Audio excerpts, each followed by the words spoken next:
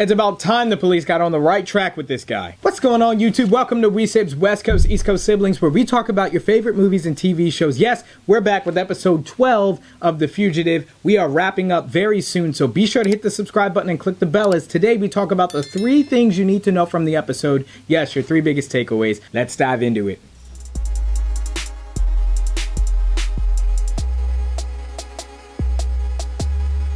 Starting out with big takeaway number 1, guys, Mike meets with Ronnie and is able to get all that court information. He's going to be going through this as he's still trying to find out what the 3rd and final target is going to be. You know, he wasn't sure if she was going to show up, and rightfully so, because he's still technically a fugitive, but she does, again, falling back on the fact that her husband trusted him. And, you know, he tells her, if you make it through these next 6 months, all the pain and stuff, you can make it through anything. So that's the beginning of her journey now.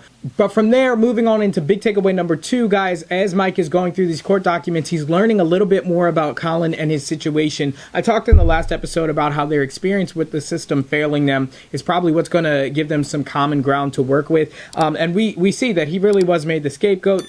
He defends himself saying, you know, he had years of experience, and, you know, he handled the equipment correctly. If you look closely at the documents while he's reading it, you can see that this is just, he's made a big corporate scapegoat. They threaten him with being held in contempt of court, etc.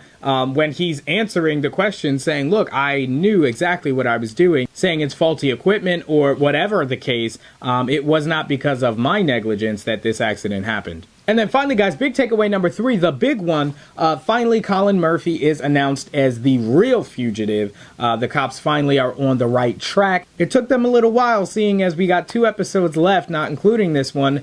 But you know what? Better late than never. So now it's going to end up being the police force and Mike against Colin as they close down in on him. Now, I think that it's going to end up being a hostage situation, either with Mike holding Colin hostage and explaining everything, or with Colin holding Pearl, Mike's daughter, hostage, and the police and Mike end up trying to get her from him. Really good stuff, guys. Overall, I think the episode was more of a stairway or a step to those last 2 episodes, or like 10 minutes of the season, that I think are just going to be rapid fire. So definitely let me know what you thought of the episode down in the comments and your predictions for the last 2 episodes. Thank you guys so much for watching. As always, those are the 3 biggest things you need to know from episode 12. Be sure to like the video if you like the video, subscribe, and click the bell so you don't miss as we wrap up with the last 2 episodes.